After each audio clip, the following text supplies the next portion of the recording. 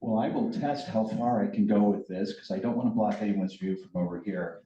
A little bit, but hopefully I've cleared. Not an obstacle. We all set? Yeah. Okay, terrific.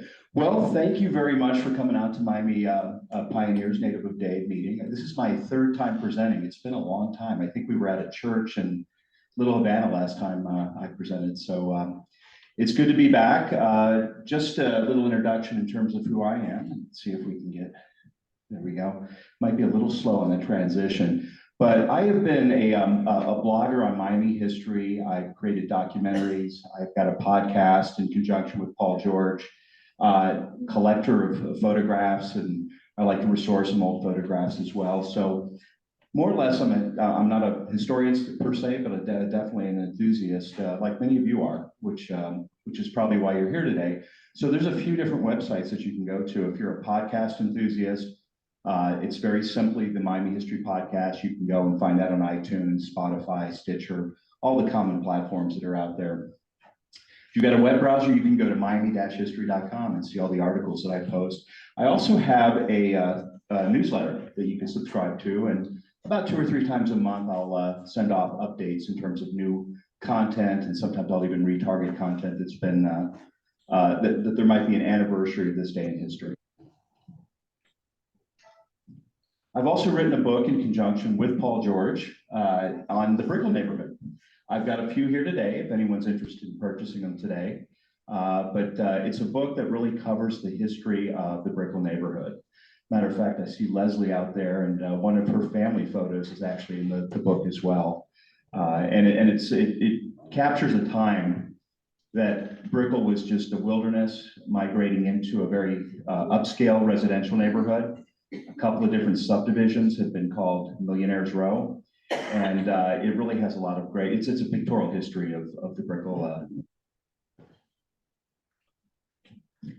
So what are we going to talk about today? I thought when Robert asked me to come up with a topic, I thought it would be interesting. I do tours of downtown in Brickell and a few other places, and everybody's always very intrigued with downtown Miami, and in particular Flagler Street, which is our main street. And there's been a lot of iterations of what this street looked like through the years. As a matter of fact, you can see in the background, that's Flagler Street right there. Wow. From Northeast 3rd Avenue, which is where that first home you see is, all the way down to Halcyon Hall Hotel. So how many blocks? That's a couple of blocks right there. But to the left, you can see just the edge of Royal Palm Park. And really Miami at that time, or at least downtown Miami, was a mix of residential, almost a small town combination of residential and commercial. Not a lot of big buildings. You had stores, you had a few things that were along Flagler Street, but there was also a lot of open land. Is that, what year would this be? That would be roughly about 1898, maybe 99. So some of the more prominent early Miamians, including the one right there in the corner, if you've heard of the Tatum family or the Tatum brothers, they were developers of early Miami through the building boom of the 1920s. That was B.B. Tatum's home. A lot of these homes gave way over time to what we would consider mid-rises today, but we're kind of the developing skyline of the 1920s.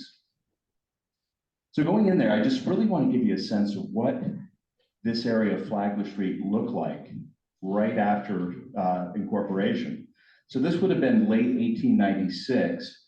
There's a painting or a rendition on the left from 1896. You could just see that it was just a carving of a bunch of different streets, and it was a lot of trees. And that's really what downtown Miami and Brickell were. It was just a very thick pinewood hammock and pinewood forest. You can see the photograph on the right is Royal Palm Park. If you go all the way, and let's see if I can get this to work. Might have to get a little bit closer here. Okay, maybe that's not going to work today. But the little home you see in the picture on the right was the home of John Chamberlain. John Chamberlain was one of our early photographers. He was known as the postcard king because he came down here at the same time all the workers came down here to start laying out a city, and he took pictures.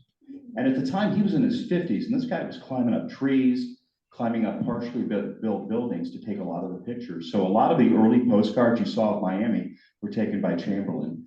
That was his home, and later he would redevelop that into a small apartment building. This is the corner of Flagler Street and the Boulevard is what they called it back then. It would eventually become Biscayne Boulevard. And notice here that you have this little store. It was built in 1904 called the Cozy Corner. And the Cozy Corner was put up and occupied by a Japanese gentleman from Jacksonville that came down, and he opened up a curio shop. And so he operated his business out of there for a little while, but by 1909, sold the business to this gentleman by the name of Mayanaga.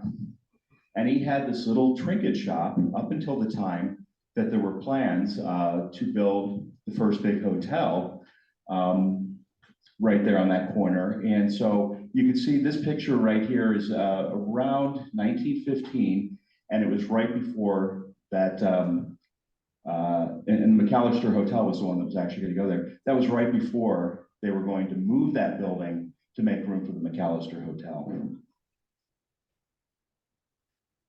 Here's another photograph of a picture of a tree. And so these two photographs that I have, I got from Biscaya.com. They've got a few in their archive. The reason they took this photograph is that the Deerings were very ecologically conscious, and they wanted to preserve these trees. So that's a large ficus tree that was trimmed up, dug up, moved by barge over to Biscaya. It still stands today. Wow. And this was also really a legacy of Julia Tuttle. So by 1915, Julia Tuttle, she passed away in 1898. But when John Sewell came down to start clearing the land for the hotel, she went out and pointed out trees and said, I want you to preserve these trees. You know, these trees have been here much longer than any of us have. And John Sewell, you know, through permission or I guess conversations with Flagler, decided to do that. And here's one of those trees that was preserved. And so when they were going to clear this land, James Deering stepped in and said, I'll purchase it. It cost him, I believe, $50,000 to purchase that tree, move it by barge, and replant it. And so when it was planted at Biscaya, 1926 hurricane a few years later knocked it over. They picked it back up and replanted it nearby. And it, like I said, it still stands today. Casey, and what is the building on the right, Mountain Community? Yeah, that's a little kind of a retail clothing kind of store. So you saw a little of these shacks that were developing right here, beginning in the early 1900s until about 1915 when Emma McAllister bought all that land and decided to put up the hotel there. So the McAllister Hotel, a good transition. If you look to the left, you can see the McAllister Hotel under construction. This photograph was taken from the Royal Palm Hotel's roof. You can take a look at the park. The Royal Palm Park was hosting a baseball game. And you could also see what's been developing around it. So in 1917, this predated the big building boom that changed the skyline, but one of the first things to go up was McAllister Hotel. And you can see it being built. The photograph on the right is the Chamberlain Apartments, and that was put up in 1916, a year earlier. So John Chamberlain took his property where his home was, redeveloped that. Now there was a big contractual fight between Mr. Miyanaga and Emma McAllister because he had a lease that went much farther than when she wanted to get started on the hotel. So there was a big kind of fight in the newspaper about him holding out to the last minute, which he ended up doing. And then ultimately he ended up moving his store once the Chamberlain Apartments were built right into the ground level. This is what the boulevard looked like. Where you see all those boats, that's now Bayfront Park or part of the Biscayne Boulevard. So that's all been redeveloped. So you can begin to see how rustic this area was, how much of really a town it was. It was a lot of apartments, it was a lot of residences, but it was an area that was really just on the eve of being completely redeveloped, including the build-up. Causeway in the backward? That would be the Collins Causeway. Where was that located? Right where the Venetian Causeway is today. Okay. So the Collins Causeway, when it opened in 1912, it was considered the longest wooden bridge in the world. Not sure if that's true, but that's what Collins' claim was. And that was replaced by the. And it was replaced by the Venetian Causeway in 1924. This is Lakeside? I'm sorry? No, this is downtown still. So this is Biscayne Boulevard from Flagler Street, looking north. So it's hard to imagine today with all the buildings and all the pavement. So all that water right there would later become Bayfront Park. That was basically the natural shoreline then, wasn't it? It was, yeah. There was a little bit of fill, but most of that fill came when Bayfront Park came along. So here we have the Elks Club, which was built in 1912, right on the corner of today's Northeast 3rd Street. The whole thing was the Elks Club? That whole building right there was the Elks Club, yeah. Boy, they were a big organization. They were, yeah, yeah. So they were one of the first to redevelop into almost a commercial kind of building. Everything else was residential. On the street, you had William Burdine lived right up the street. You had you had just had a lot of the early Miami pioneers living in and around that neighborhood. When that was built across the street, you still had built B.B. Tatum, and that's our next image right here. So the Elks Club is out of picture, but it's due east of the building or the home you see right there. So these were all constructed in the 1890s, and it really had that architectural style of the time, that Queen Anne, type of architecture. Down the way, you could even see the Halcyon Hall Hotel, which was started in 1902, I believe opened in 06, and stood until the DuPont building was replaced in the late 1930s. Incredible. Of course, across the street from those homes was the First Presbyterian Church on land donated by Henry Flagler for a bunch of different churches. But because he had the most affinity to First Presbyterian, he built right on the at the back of the Royal Palm Park. So that's Southeast 3rd Street in Flagler. Wow. Where's the Royal Palm Park today? Is that Bayfront Park? It's all been developed, so it's not. It would have stood between Flagler and the mouth of the river, or up until where the hotel was.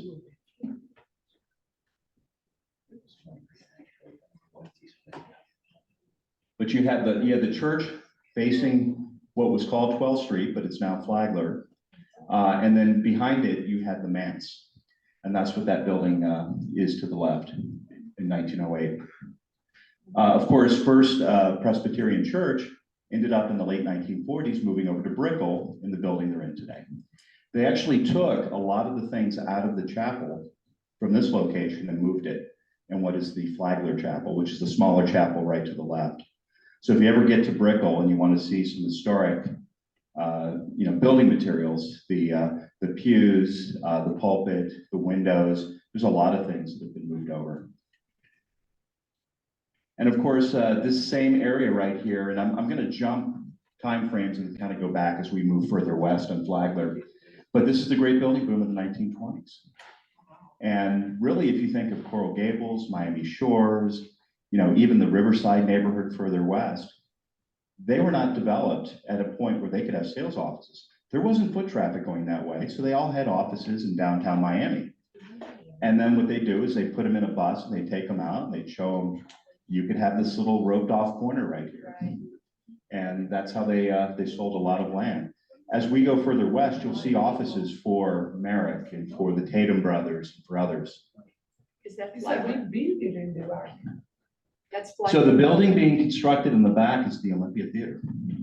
Wow. Yeah, and the shorter building right in front of it is where Walgreens is located today. That was the Tatum building. But we're going to talk about that as we migrate west. You have a question? Yep. Casey, can you go back to the previous? Yeah. So one of the things I find quite remarkable about the quality of the photographs coming out of the 1920s is so fabulous. So if you're a photography person, you might notice that the camera 1 to 2 stories up in the air. Yeah. Do you know how they did that back then? No. Well, at that point in time, he was probably on either the mezzanine or level or the roof of the Elks Club.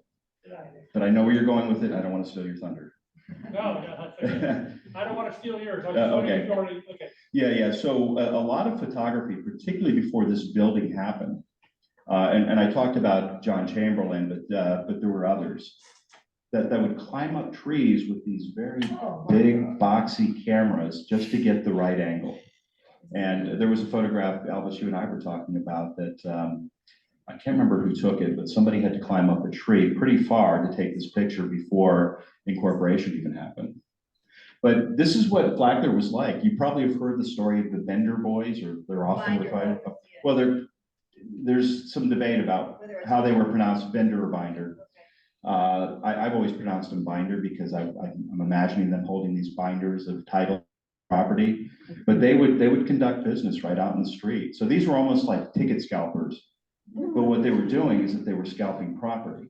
So they would have somebody buy on one corner and they go to another corner before they even get a chance to file. Somebody offers them even a higher price. It was just, High binders. yeah, yeah. And so this is a really good look at what the 1920s building boom frenzy looked like. 1925 is the peak of it. And I'm sure many of you are familiar that when the 1926 came along, there were a lot of conditions that actually led to the building bust and really ended with that September hurricane of 1926. So we're going to go from 3rd Avenue to 2nd Avenue just to cover some of the areas that were available. This is a great view of a lot of the buildings that were constructed during the 1920s building boom. So you have the McAllister, you can see that next to it to the Columbus, you can see it off into the distance. But the ones that I want to point you to are the ones right there, the kind of lower level ones. There was a group of developers called the Ralston Brothers, and they developed a lot of different buildings in Miami during the 1920s, including the building right there in the corner to the west of 3rd Street. That was called the Calumet Building. That building had a theater in it, Town Theater, if anyone remembers that. And that had stood, as did this whole block, until the late 1970s. Then you had the Paramount Building. Paramount came in and bought up a lot of the theaters and ran a lot of the theaters, and that was one of the ones. It was built as the Fairfax Theater. And then all the way to the left, you see the Vale Arcade. A gentleman by the name of Vale built an arcade that people, they would have retail at the ground floor, and it went from Flagler all the way up back to Northeast 1st Street. Here's a ground level view of that. So you see Hotel Paramount, both a hotel and a movie theater. You can see the movie theater off to the right. You can see the Vale Arcade, and you could also see the Ponce de Leon Hotel. Does anyone here know what the significance of that hotel was? There was somebody very famous in the late 20s that stayed there. Al Capone. Al Capone. Yeah, yeah. And so there was the son of a mayor, Parker Henderson Jr. By the way, Emma McAllister built that. Same person that constructed the McAllister Hotel built that hotel. She leased it out as soon as it was done to Parker Henderson Jr. And about the time he took it over, Al Capone decided he wanted to come to Miami. First place he stayed was the penthouse at the top of that. And so he was able to conduct business out of there for a little while, including collecting, or he actually had Parker Henderson Jr. He had him go and purchase some guns that were used in a very famous hit up in New York. And so once Henderson started getting linked up with some of the infamous crimes that became national news, he decided to kind of distance himself from, but all that was conducted out of the Ponce de Leon Hotel.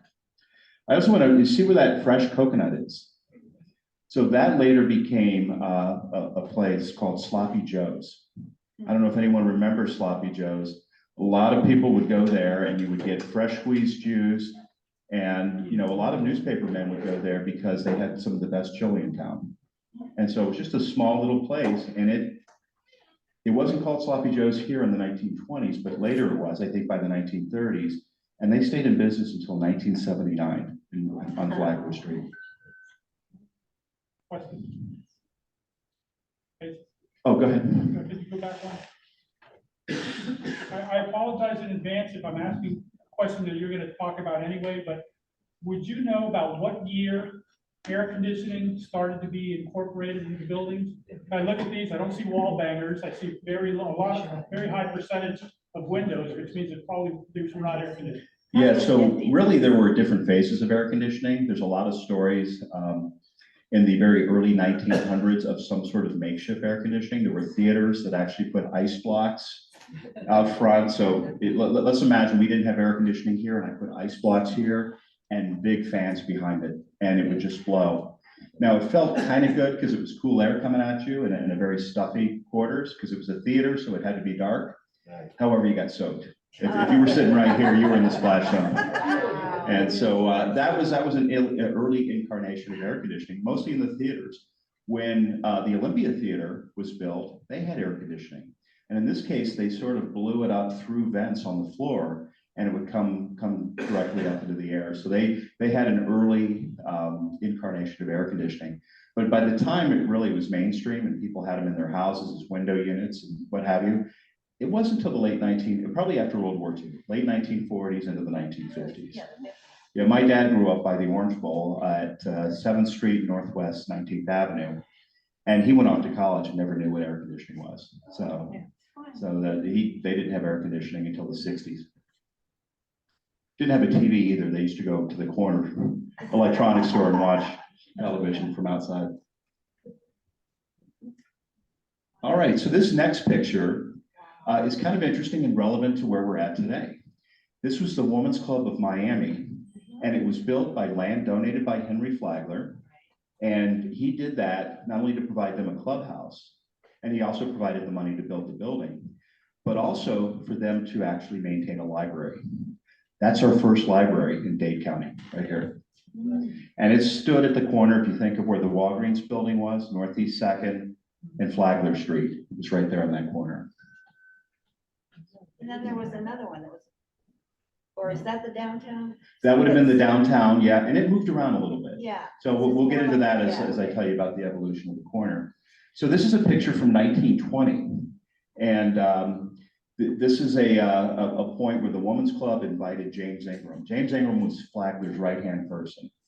And he helped him with laying out a lot of the roads. Some people said that he had the vision of, planted the vision in Flagler's head about going to Key West and building a railway all the way down there. He worked for Henry Plant and then moved over to Flagler. But he was tightly involved with all the happenings of the founding and formation of Miami. You see the guy in the dark suit standing up? He's the guy standing up, yep. Okay. And so what they did, this is the front entrance. This is the corner of 2nd Avenue in Flagler. I'm going to use today's names. It was called 12th Street and Avenue B at the time. And they went all the way out into the street and set up seating. This is how big of a deal it was. They shut down Flagler Street for the speech. And this the speech has been reprinted in the newspaper and in a few other different publications. But he went on to relay the story that we know today about Julia Tuttle and that interaction and the orange blossoms. And it really, I mean, the story has evolved a little bit, but he laid out in detail exactly how the city of Miami came to be. And so this is really a great event in terms of sharing that documentation. Now, he was much older at that point. Matter of fact, he died a few years later. And if you're familiar with the Ingram building, it's named for him. And it was built in 26, and he died. It was going to be the Model Land Company building. When he died, they dedicated it to him. Is that a Dade County pine? No, it's Australia. Australia, yeah. Okay. Been here for over a century, but they want to get rid of them all. So at what point did they become native, right? Yeah. We're not native. Yeah, exactly. So here's a view now looking west. And if you look very closely, a lot of people have the same question. How could that, I'm sorry, looking east, how could this be looking east? Wouldn't you see the bay at the other end of Flagler Street? So this is 2nd Avenue, East 2nd Avenue, looking east. And what you have is you have Elser's Pier all the way at the other end. Now, Elser's Pier was not this really tall structure. It was like a 2-story structure. But at one point in time, they put up a big electronic sign at the base of Flagler and the Boulevard. And they would do advertising. So Elser Pier had things like car shows. They had big conventions during World War I. They had dances for the soldiers that came here and trained. So it was the place to go, and it was the first place that was not part of the Flagler organization providing public space. So Elser was built by Matthew Elser, and he came down from Buffalo, New York, had some money, and he built that pier. And it really became the centerpiece behind a lot of the activities in the city and a meeting place, beginning in 1917 until they actually took it down to build Bayfront Park in 1924. So we hear a lot about electronic signs going up in the parks and justifiably so. A lot of people don't want that. But we have a precedent right here where there was a big electronic sign downtown at what is today the entrance of Bayfront Park. To the right, you see the building that was converted from the Women's Club into a commercial building called the Tatum Building. So the Tatum Buildings bought this building and they converted it into their offices. To the left, a few years earlier, so this is 1924, that would have been the corner where Dr. James Jackson had his house. And right behind it, he would have had a surgical center. Both of those were moved to Brickell in 1916. And it became the Hippodrome Theater. And it was such a great deal. When they approached Jackson about selling the property, they said, we'll give you an office for life in the building. And they helped finance the movement of his home and everything else. And he was already considering moving at the time. He wanted to move to Brickell, so worked out really well for him. And you could also see the Ponce de Leon Hotel off to the left and the McAllister further down. Now let's flip the photographer and look west. And same corner, basically the same place. To the right, you see the Halcyon Hall Hotel. But if you look to the left, you'll see the words Coral Gables. This is a photograph that some people, I've had people ask me, is this Coral Gables or is this downtown? That's where Merrick had his office in the 1920s to sell real estate before anything was built in Coral Gables. And I'm going to show you a closer view of that in a moment. And here is the Olympia Theater, completed in 1926. And it's still there. Yeah. Matter of fact, I'm pretty sure the date of this photograph was the date that it was that it opened. It opened on the same day as the Columbus Hotel, so they both were completed at the same time, and they coordinated their openings. And it was, I believe, right around New Year's Eve.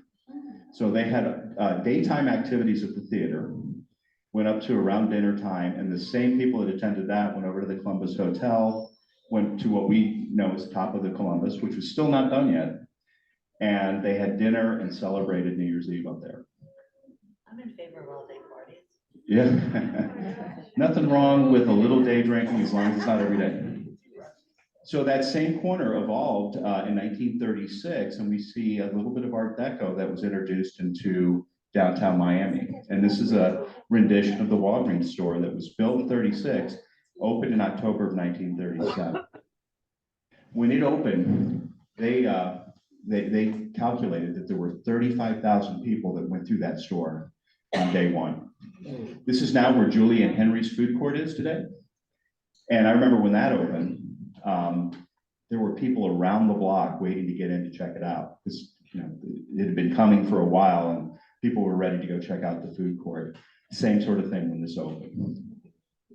Up until that time, the day that they opened, it was the largest day of sales in Walgreens history until after World War II. Here's an interior view of it in 1945. So this is roughly around the end of World War II. And you can see the shopping right here in the middle for those who remember Walgreens. It had been around until about 1994. But you could also see that little seating area, which is called the Rim on the first floor. And, I'm sorry, the rail. And then the second floor, they called it the Rim. So the second floor was just a little bit off the path, a little bit more formal dining. And the rail was where you would go and sit and have a casual lunch or coffee or what have you. But look at the way people shopped and how different it was. People were dressed up. All the men have hats. Quite a change from if you walk through there today. I'd say the most common kind of wardrobe is a tank top and shorts. You know, as people walk through there. Flip-flops, really cute. Or the Lululemon, workout clothes. So on that same corner, on August 15th, 1945, which we know as BJ Day, this was the corner here. And a lot of times people ask, why are there so many servicemen in Miami at that time? Miami served as the Southern District Center for training the Navy, downtown Miami, Miami Beach, the Army Air Corps, and there were a bunch of others where people came down. If you had anything to do with flight, you were going to be trained somewhere in Florida, but a lot right here in South Florida. Yeah. So when the word got out that Japan had surrendered at that point, everybody crowded right there. at the corner of East Second and Flagler. And the main reason for that is that the Alfred I. DuPont building, which was built in 1938, was the Southern Command for the U.S. Navy. So it was nicknamed USS Never Sink because it was obviously on land, it would never sink. But that's where they planned a lot of attacks. That's where they trained a lot of people. That's where they organized the people that were looking for German subs, but also kind of keeping everybody coordinated for air raids and that sort of thing. And the picture on the right is just a close-up view. And it was a party that day. And there were people climbing lampposts. I've got pictures of that. So everybody was very relieved that the war was over and very excited for what was to come. Fast forward just a little bit further down. We have the Miami Theater, which was one of many Wameco theaters. And the Miami Theater in 1954, November 19th, Miami served as a place for the world premiere of the Glenn Miller story. And they had all the actors. Jimmy Stewart would play Glenn Miller. And they would start throughout the course of the day. They would start in Coral Gables. They would move to downtown, I believe, the Tivoli, and then ultimately end up right here in downtown Miami. But you could see how crowded the streets were for this big kickoff. Question over here. Certainly. After that, I was August 1545. Okay, let's go back. I thought World War II ended. I thought it was August 14th. I was in World War II. I thought that August 14th. It might be a time zone difference. This is the date of the photographs. So yeah. So once news kind of spread and got back to Miami. Yeah. Okay. He fought in World War, he ought to know. Yeah. I'll take your word for it, but I can tell you the photographs were dated August 15th. So that doesn't mean they're right. Yeah. I found a lot of photographs and archives that are off on dates. You're probably right, because the truce was signed on the battleship Missouri Mhm. on August 14th in Tokyo, so that would make it Okay, right, that'd be a different time zone in Tokyo. Okay, so one of the things that they did for this big grand premiere of the movie was they had an orchestra actually playing, and they were playing Glenn Miller's song. So they really, these movie premieres, when they would do them remotely, they really did it up here in Miami. So now going from 2nd Avenue west to Miami Ave, I mentioned the Merrick Building and the Tatum Building. The Tatums were actually right next to Merrick prior to moving over to the Women's Club in about 1920. So these photo might be off a little bit on the right, or maybe they haven't taken the lettering off, but you can see the Merrick Building. Both those buildings still stand today. They've got a completely different facade, but they still stand today. And this is where a lot of the real estate transactions were happening, just along Flagler Street in any one of these different offices. Here is the corner of 1st Avenue in Flagler on the south side. And this is one of the first brick buildings that were put up. And it was put up, and it was the home of the first post office after there was a post office in the Brickell Trading Post, but when it moved to downtown, it moved into this building. This building is called the Fort Dallas Building. And one of the first tenants, marquee tenants, was a surprise store. Later, Burdines and Quarterman would move in there, and it would expand a little bit further to the west. But you can see when it opened in 1898, there were a lot of people out front to pose for the picture. This building still stands. It looks very different. There's like 3 different layers of facade on that building, but if you dig deep enough, and some people have, you'll find that brick still. What corner is that? It is the southwest corner of 1st Avenue and Flagler. As a matter of fact, if you looked at the building today, it's just an abomination of architecture. So here's that same building off to the left. It expands a little bit further. If you're familiar with the Sewell brothers, I mentioned John Sewell in terms of someone who came down to clear the land. They started a shoe store, and this is where they opened it up. To the left and out of the picture is Burdine and Quarterman. So John Burdine, William Burdine's oldest son, went into business and they opened up a women's fashion store that expanded out and had been in business for many years. But this is Flagler Street looking west. Wow. Notice, and I'll point this out again, but look at the ground. The roads were originally paved with ground up limestone and shells. Yeah. And so they would put some weight on it, they would water it down. The problem with that is on a sunny day, it was so bright, it was blinding. On a windy day, everybody would just, there would be a dust storm that would be created. So the next set of materials they used for the streets were wooden blocks. And they put down wooden blocks everywhere and they secured them. The only problem with the wooden blocks is that when it rained real heavily, which it does here, they would all start floating away. And so it created all sorts of potholes. So eventually they went with asphalt, but there were a lot of different materials that were tried. Do you know when, you don't have any idea when asphalt was developed, right? I don't, I'm not sure when yeah. So here's that same corner looking west. You can see the Townley building. The Townley building is where a lot of the civic organizations really began. Up on the second or third floor, they had like a little ballroom and where people would meet, and they would do, whatever the charter is for the organization. But it was also the place where Red Cross Pharmacy was for many years. And it sort of bled over. The building to the right, which was built in 1906, was the Seminole Hotel. And that had been there. And then to the left, you see the Fort Dallas building. And you can see Sewell right there, but before that, that's the Dining Ordnance Store. So this is 1920. And you can see downtown, just a beehive of activity. And that would only pick up as we got further into the building boom of the mid-1920s.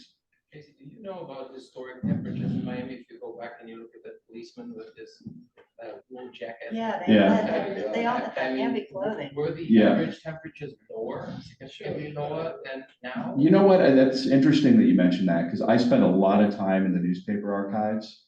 And when you get particularly to a front page, they always have the weather, what the lows and the highs were going to be. And I found that depending upon the time frame, it was even higher than today. Like the 1930s was very warm. 1920s was cooler. So, but I would imagine those are probably winter days, maybe, in January, February timeframe. I hear we're going to be going down to the low 60s next week. So I can tell you there'll be people that'll have a wool jacket on and feel pretty comfortable during the low. But Miami just tied the 1910 record of the hottest day. yeah. Well, the hottest day in Florida history was in 1936. I mean, of ever, but Yeah. they tied the record. For that day, yeah. Yeah, we're breaking all sorts of records these days. Elvis? How hot was it that day? On which day? In 1936? I don't have that committed to memory. Sorry. Elvis? You want to point out what looks like trolley tracks? Yeah, that's exactly what that is. So Miami's had a very long history with trolleys, beginning as early as 1906, where they had a combination of almost bus trolleys or trams, and they've had electric trolleys. By the 1920s, there was you'd see a lot of wires, and I don't have any pictures of it, of the trolley sharing the road with, yeah, that's the tracks. I guess I do see the wires up there. Yeah. So they would run a trolley for public transportation back then. And as rumor has it, it was actually the president of General Motors working with local politicians to help get rid of the trolleys in favor of, everybody, the roads being dedicated for cars. But at the time, there were different, and I think the last trolley was around as late as 1940. So there were different incarnations of trolley. There was even a trolley that went to Miami Beach over the MacArthur Causeway. So Did trolleys come before the automobile? I think they did. yeah, 1906 would have been the first trolley. So yeah, but you also had horse and buggy. You had so you had a few different things. So, but yeah, I think you didn't see a lot of cars. You probably saw a There few. were a lot of cars. Yeah. Yeah, you really started seeing a lot more automobiles almost as a hobby. Where people would take these long trips on things that weren't even roads back then by about the early 1910s. So First National Bank once stood on the northeast corner of First Avenue and Flagler Street. The original First National Bank, you can see to the left, you can see a sign there that said, we're closing down this location. They took down that building and they put the building up to the right. So the tallest building that you see right there is the First National Bank building. That building still stands today and now is converted to a condominium complex called First Flagler.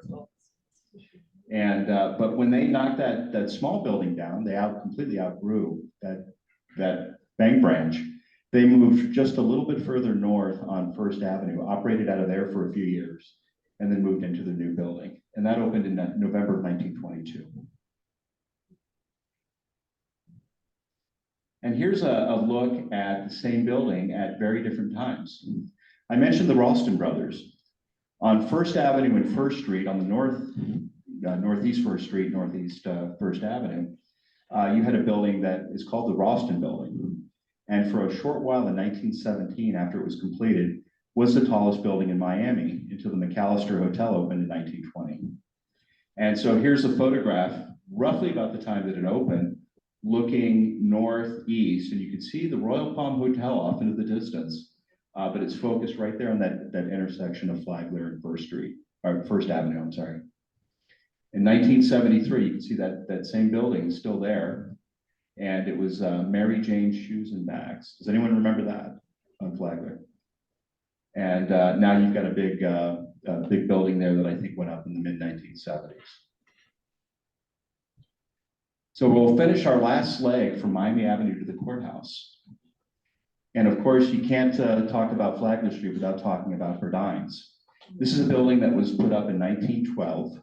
So William Burdine, the patriarch of the Burdine and Sons retail establishment, came down in 1898 during the Spanish-American War and established his presence, and they were at this location.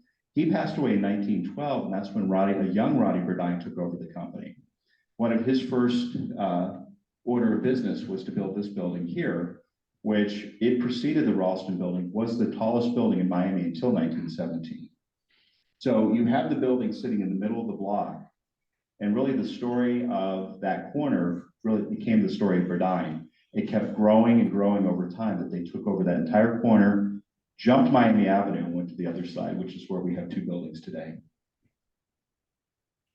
This right here is the Biscayne Hotel. One of the people that Henry Flagler sent down to really oversee everything in Miami was a gentleman by the name of Joseph A. McDonald. And so as he moved down, he oversaw the construction of the hotel, oversaw the laying out of the streets, and really all the commitments that Flagler had made to the Tuttle and to the Brickles. And so he decided to open up a couple of businesses. Just like everybody that came down during that time, there was a lot of optimism, a lot of excitement about what the city could be. And so he built on the corner of Miami Avenue and Flagler, that would have been the southeast corner, the Biscayne Hotel. And this is the original incarnation of it. Picture about from 1900. And you can see a lot of people also got by on bikes. Yeah, I mean, that must have been the mode of transportation. It was. Those guys are in suits and they're riding bikes. Yeah. You see that today. You see people on scooters or on bikes, motorized now, going to work. And so this is what it looked like in 1900. This is what it looked like 20 years later, or 20 plus years later. Notice that Burdine's looks like it creeped over just a little bit, but also the facade had changed. You started to see, beginning of the 1920s, a lot of brick buildings suddenly had a new facade, and it was mostly poured concrete or something along those lines. But that's the building that sat on the corner. And if we go even further, notice that Burdine's kept going further west and also went behind it. And this is shortly before they bought the rest of the corner, knocked the rest of that building down and built out and expanded the Burdine store. One question. Certainly. The pronunciation was Burdine, not Burdine. Okay. It's Burdine. Thank you. What? Yeah, get your facts straight. What was it? Yeah. Said bird I on the red. don't talk so good, so I do apologize if I get some wrong. Casey? Yeah. Which streets are those? That is Miami Avenue and Flagler Street. Yeah.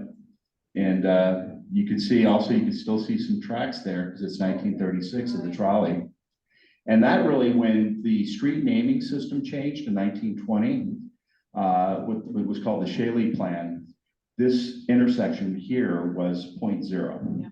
And so from there, they started naming the streets more numerically, which made a lot more sense because the city was expanding. And the way they originally named it, they kind of backed themselves into a corner. They couldn't really do anything that made sense in terms of changing street names. Okay, this is the opposite corner. So this is the northwest corner. And one of the bank buildings that was there was the Fort Dallas Bank Building. And this was constructed and it was really very ornate. You had a couple of lions sitting at the base of it. You had almost a Moorish look to the top. And it was constructed by one of the first banks in Miami. They went out of business in 1907 during the panic of 1907. And the Bank of Bay Biscayne took over the building. Now you can see off to the right, the construction of a building that still stands, which is called Bay Biscayne Building, but it was built for the bank in the 1920s. That bank went out of business as part of the stock market crash of 1929. So but that particular corner stood for a little while longer, but it's, and notice the building envelops that corner. So it goes around it almost in an L shape. And then I'm not sure when they knocked that little building down, but it's definitely something different today. And here's a much older look from that corner, just a little bit further to the west, looking east. And this is from 1908. I'm not sure about the date. It might even be earlier than that. But if you take a look where the bank building was going up in the prior slide, you had Dade Furniture Building to the left. You had Budge's Hardware Building, that brick building off to the left as well. But you see a lot more horse and carriage. Yeah. And then the side effects of the horses is the horse manure. But this also gives you a really good look at the original street materials too. That's Halcyon in the far distance. Yeah, it's off to the left. You can see that spiral kind of look to it. Here's the corner of just a block further west, and you have City Hall, where that building was the original City Hall plus the original police station. So they occupy the two buildings on the corner, and if you look off to the distance, you can see the very first, or Station 1 for the Miami Fire Department too. So that corner looks very different today. The city and the police moved out of that building when the county courthouse opened. And so I know the city went into the county courthouse and was there for many years. Matter of fact, in the late 1930s, there was a big scandal with the commission and mayor. It was a graft scandal.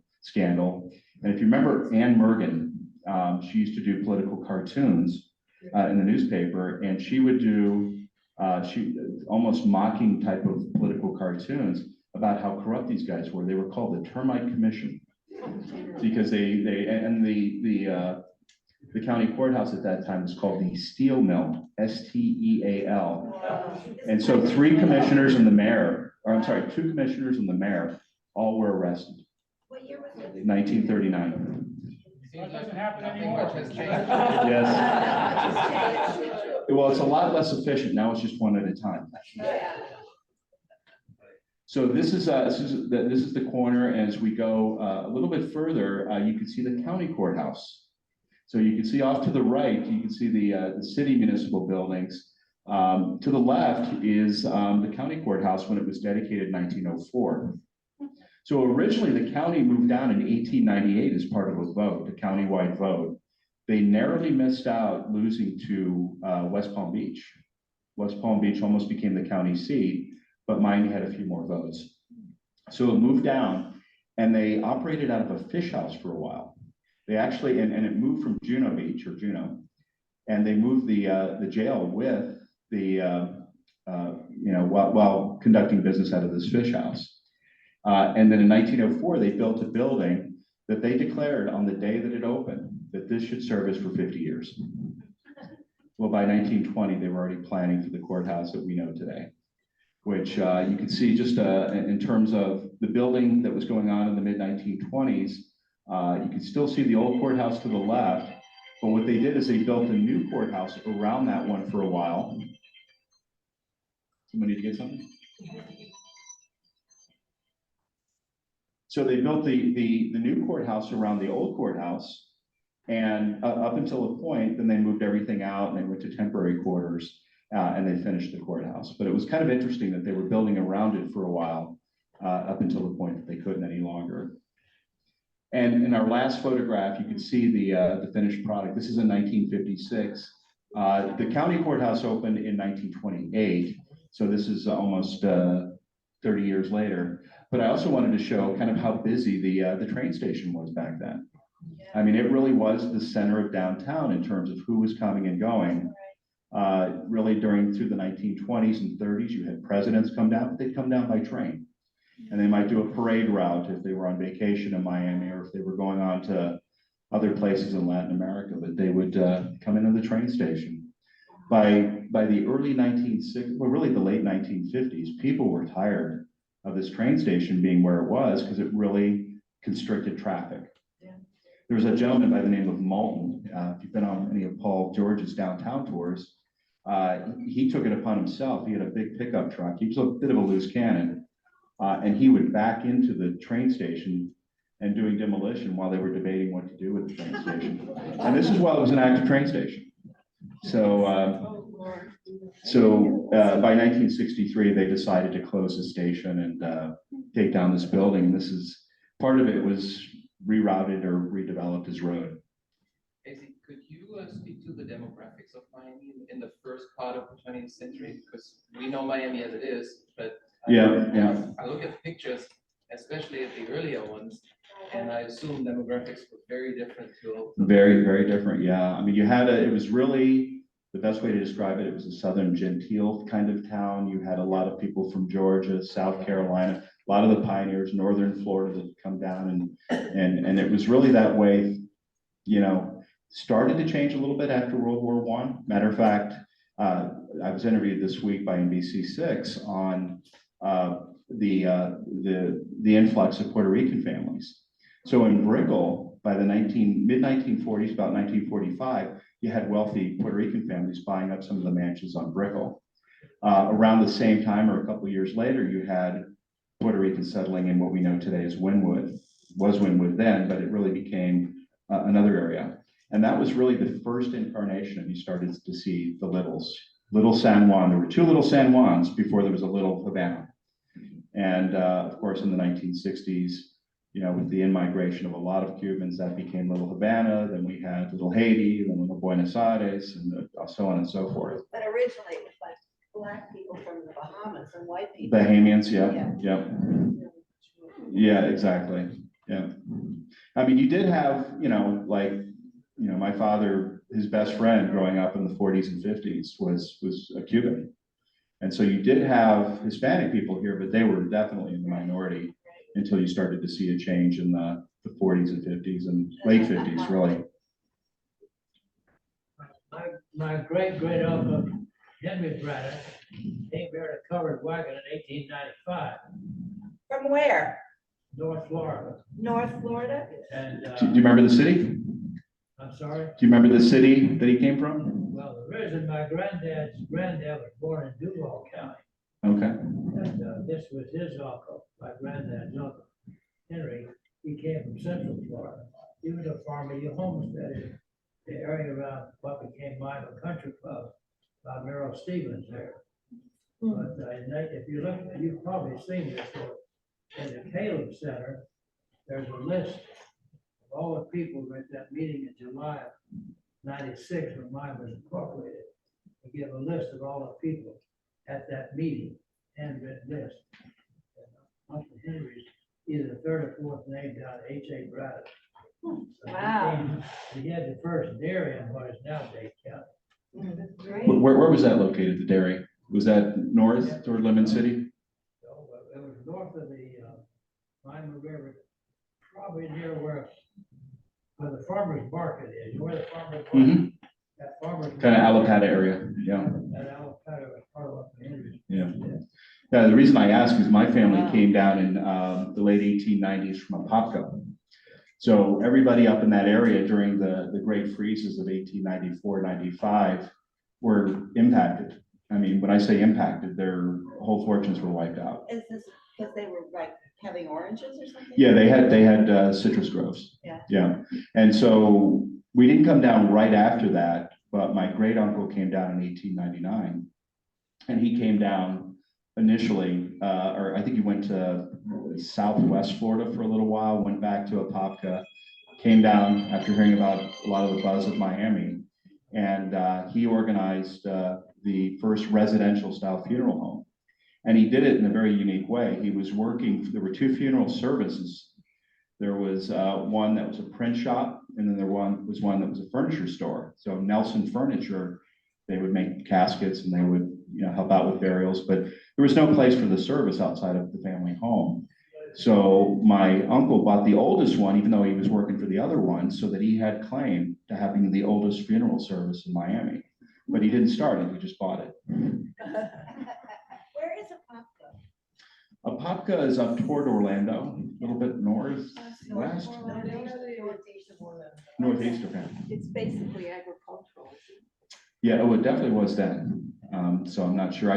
I was up there, and it really has a small town feel to it. It's, Yeah. It's still. yeah, So I'm sure it is. in these pictures that you're giving us Mhm. of Flagler, how far out do you go? Is it all the way up to Flagler at Fifth or Sixth or what? Well, I went to the courthouse, so the scope of it, and, I think we're probably more than an hour into this talk, was to go from the boulevard, Biscayne Boulevard, to the courthouse. Is where I stopped the Which is what- presentation. What cross street is that, like Sixth? That would be, what is it, Third?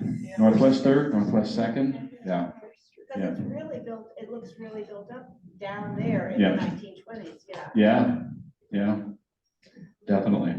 And then at that point, as you go further out, those were almost considered suburbs.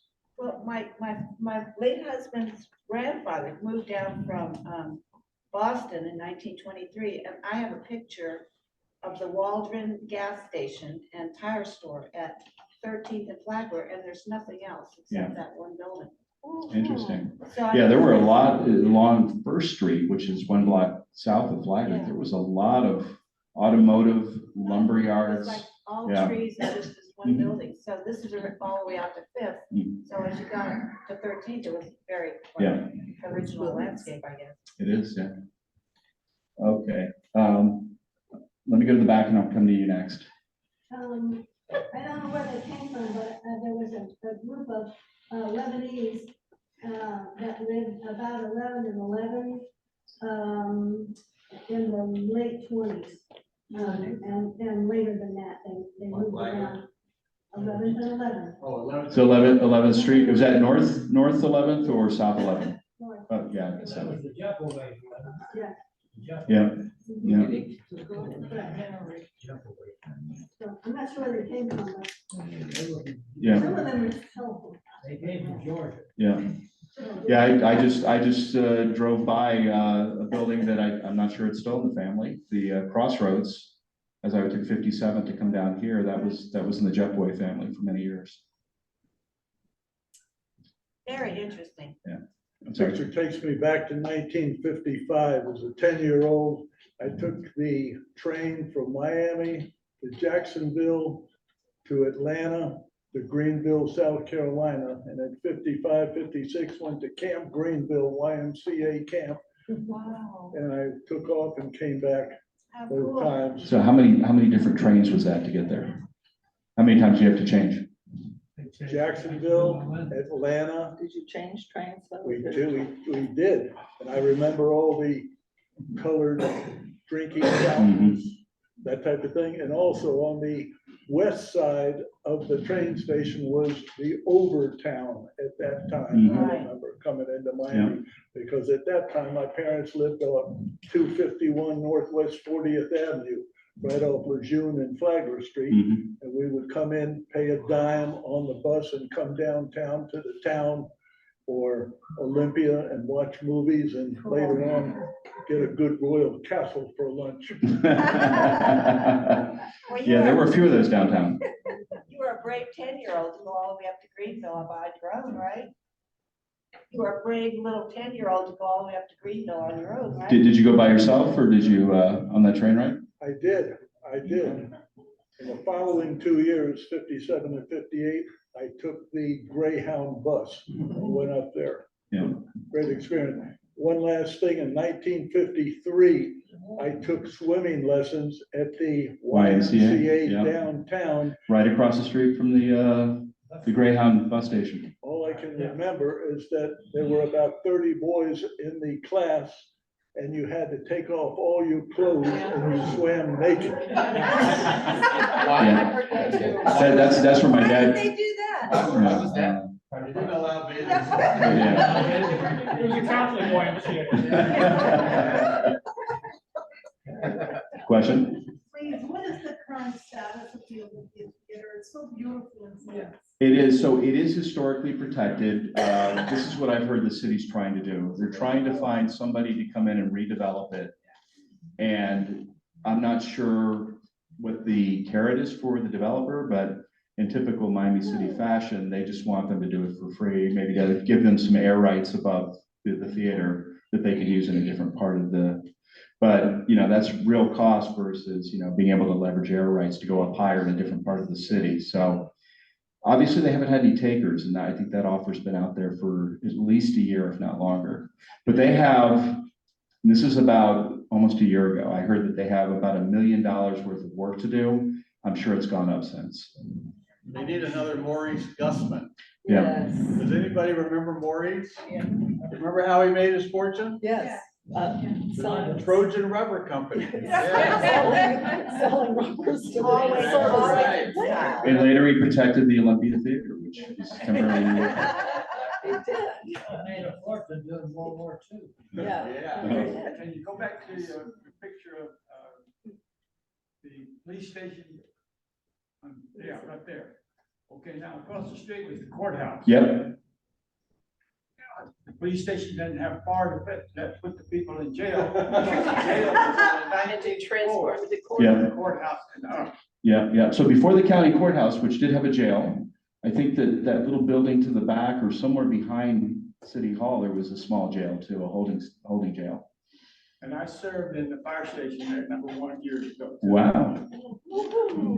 Very good. I wonder if Al Capone was there at one time. Probably not there because he was brought to the county courthouse a lot, and he was tried on the 6th floor in that famous courtroom, which has been restored because there were a lot of famous cases there. He was tried in Miami. Yeah, he was tried for not for tax evasion, that happened in Chicago, but for some other stuff.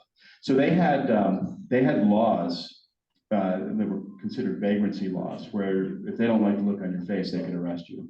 I mean, it was that aggressive, and nobody wanted Capone, or at least nobody in charge wanted Capone, to come down here. Now, keep in mind, we were still in Prohibition. Capone was known as being very violent, also being very adept at trafficking alcohol.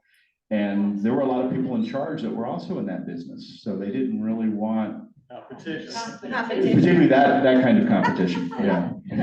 Or particularly the violence. It was a very non-violent sort of violation of Prohibition.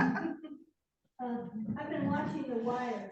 When did electricity come to Miami, and what was the fuel they used?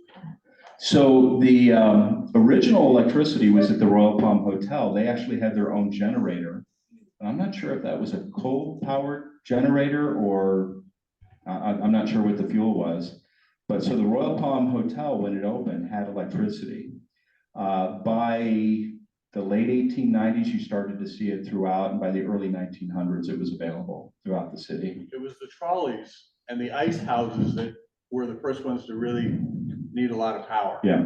And if you look back at the origin of FPL, it was a couple of trolleys and an ice house that each, if you had electricity, you'd run your own wires to some of the neighbors and other businesses. And then somebody said, let's put these together and start a bigger operation. That's how FPL started, which, by the way, would make a great story sometime. Yeah. Story of FPL, because it was independent power generators in the neighborhoods that got together. But trolleys needed big power and so did ice Fighting companies. now, so- Ironically enough, the panic of 1907, which put the Fort Dallas Bank out of business, they got over leveraged in the ice house and financing some of that, but also the House Inn Hall Hotel. So they didn't really properly, had the proper reserves and what have you. Yeah. They just overextended themselves, and that created the local panic. Now, there was a nationwide panic as well. Yeah. That time. Casey, back to prohibition, do you know how the situation was in terms of alcohol availability here in Miami? Was it like in Atlantic City, as we have all probably watched in Boardwalk Empire, that you could drink alcohol wherever you went, or how was the situation in Miami? So Miami was considered the leakiest place in America. So if you think about it, you had Cuba, you had the Bahamas, it was just, I mean, it was so pervasive that if you look at the end of the Tamiami Trail, which is southeast 8th Street, and it took you, before there was a bridge that would take you to the Key, there was a dock there, and then there was two Brickell buildings, the Bulmer and the Brickell Apartments. Yeah, and so, in the evening, now they weren't that explicit, where they would just do it during the day, but in the evening, boats would come up. As a matter of fact, William Brickell IV, as a kid, remember looking out and seeing not only the rum runners unloading into their trunks, but the cops that were standing by that were on the payroll, that were standing by over watch, they'd come in and help if they needed to speed up a little bit so they didn't get in trouble. And if you remember, it was not illegal for a mothership to stay 3 miles offshore. Yeah. So you would have guys like McCoy, bringing in rum from Nassau, from Barbados. As long as they stayed 3 miles offshore, the guys who were breaking the law were the little guys that ran out to get it. Yeah. They later changed it to 12 miles. But still, if you stayed out there, what was called Rum Row, there would be ships out there laden with rum and whiskey, and you run out there and come back. That was the danger. So The if I went runners into a that ran bar, back and forth, not the guys on the ships. They weren't doing anything illegal per se, if I went into a bar during that time in Miami, I would have gotten a drink. Well, there wouldn't have been bars, they were called speakeasies. Right. And if you knew that, called speakeasies. So It was all you'd have to have a right. code to get in, right? Yeah, it was, yeah, Not on the door. yeah. The stories I heard of prohibition were that basically prohibition was more aimed at the working man who didn't go to work because he was drunk. Not at gentlemen and friends and, upper class people. This was not meant for them, of course. There was still plenty of champagne. It was just those bums that drank and didn't go to church and take care of their kids. That's why you needed, prohibition. So. However, the law would come down on some, some more wealthier people. I mean, James Allison, you probably know the Allison Hospital. He was partnered with Carl Fisher in helping to build out Miami Beach. And he opened up a place called the Aquarium right there at 5th and right on the bay. And so he had a hidden wall where he kept all of his alcohol. And so his driver knew where it was, and Allison would allow him to go and say, when you need a bottle, just go take one. But over time, he got more and more greedy, and I think he started selling alcohol. So he fires him, and obviously doesn't give him access to his office hidden wall. And so he turned him in. And so there was a raid on the Aquarium where they knew exactly where to go because of their informant. Yeah. And Miami went dry. They were called the wets and the dries, right? Miami went dry before the nation did. As a matter of fact, they had 2 votes. And I think it was 1913 when Dade County went all the way to Palm Beach. Later on, they had another vote when Broward County took about a fourth of Dade County. They had another vote in 1915, and it was still the dries won. So Dade County went dry. However, it was, again, just a wink and a nod because you had tourists at the hotel. What are you gonna, tell them they can't drink? So it was really all about the working guy showing up for work. And how about that for irony? A place that we know as Fort Lickerdale Right. actually voted to go dry Yeah. back in the early part of the century. But there was a restaurant called Cap's Place that still exists, Yeah, that you had to go by boat to get to, and it. yeah, that was It up by the was lighthouse. very, wasn't it? yeah, it was up near Lighthouse Point, I think, Yeah. yeah. Very wet, and they used to bring all the stuff and they kept it like it under the restaurant or something underwater. They had all their storage of all But, the you know, bottles when they bring them They in. had their own rules at Stillsville too. We haven't even Yeah. talked about that. But, you know, you're out of Stillsville, you could see them coming. You know, you could see, and no one was coming anyway, but, you know, Stillsville had no rules. You know, so, yeah, Miami really was the leakiest place. Biggest place in the country, right? Yeah. Well, that is all, just a reminder.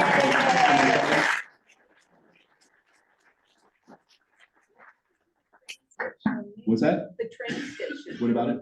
what happened to it? Where They did it- knocked it down. Where did yeah. it relocate? The train station, where did it end up moving to? I know there was one in Alapata that might have been, used as a downtown. Does anyone know? Yeah, the Seabourn was good. Seabourn, yeah. 7th Avenue, 23rd. Yeah, yeah. Wow, that was in stereo. Yeah, exactly. But one interesting thing about when they were taking down the train station, the wood that was, there was some wood that was purchased to be reused, and it was used to build the Jamaica Inn on Key Biscayne. Yeah, by one of the Mathesons. And not only did they use the wood from there, but at the same time, the Brickell Mansion, which was built in the 1870s, the flooring, because it was Dade County pine, it was hardwood, that he ended up buying all that. And so the Jamaica Inn consisted of wood from the train station and the flooring from the Brickell Mansion. And unfortunately, I know that some of that wood, when they knocked down the Jamaica Inn, because it's not standing any longer. I don't know if you remember that, but that's where Nixon and Smathers and Bebe Reboza, they would spend a lot of time there. Yeah. But when that went down, I just thought that they, kind of didn't even realize where all that wood came from and just demolished. Look, they demolish everything today and just got rid of it. But I saw somebody had bookshelves that were made out of some of the wood that from the Jamaica Inn when that went down. So that's pretty cool. Well, you have to admit, for a guy who claims not to be a historian, Casey does a fantastic job, doesn't he? Other questions? Yeah, very briefly, the first item about the train station off of Flagler. I was always perplexed. Why did they get rid of that? And I recently saw a little bit of the historical footage at the Wolfson Archive. The people hated that station in the early 60s because it would block the traffic when the train would be several blocks long, so they wanted it gone. Well, that and that was before the expressway. So Correct. when people would come from outside or from the north and come down, traffic was so unbearable. Yeah. And the train station really got to be the scapegoat of bad traffic in downtown Miami. And lastly, we have so much historical institutional knowledge in this room. I was wondering, does anybody know if the old Tropic magazines from the Miami Herald are anywhere online available? Newspapers.com, but not consistent. Well, if they are, they would be connected with the Dade County Library System. Yeah, because aside they- from microfilm. Yeah, they have the greatest Florida archive as we know. I have found some, but I don't think that they indexed all of them. So it's hit or miss on whether you find it. But there was some nice stories in there. That was the 60 minutes of print Yes. publication, wasn't it? Yes. Tropic, we really missed that. Thank you, everybody, for coming. There's so many wonderful people in the room. Let me just say, if you enjoy the programs, and if you can afford $20 a year, and if you wanna go legit and put a ring on her finger and be a real member, you're certainly welcome to. And you can pay a nickel a week. And our treasurer and membership chair, Marlene, will gladly take your money. So if you enjoy it, thank you for coming. And can we give a big hand to Rob? Well, thank you. And also, let's thank the library here. This is a great place to meet, isn't it? It is. And this little job here, this owl puts it all on Zoom for us, which is just wonderful. So I don't have to do it. And they do a wonderful job here, don't they? They do. I really love this place to meet. Yeah. So, and obviously the library isn't just the library we used to know. It's a whole new thing, isn't it? there's so much that goes on here, and they have such amazing amount of resources for free. You know, I think it's really money well spent, so thank you, everybody. Just leave 20 on the table when you leave, and, you know, call it even.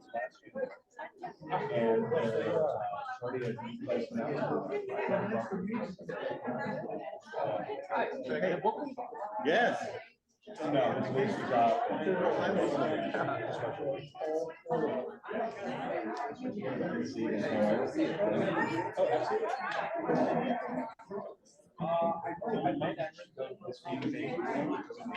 how's everything? You ready for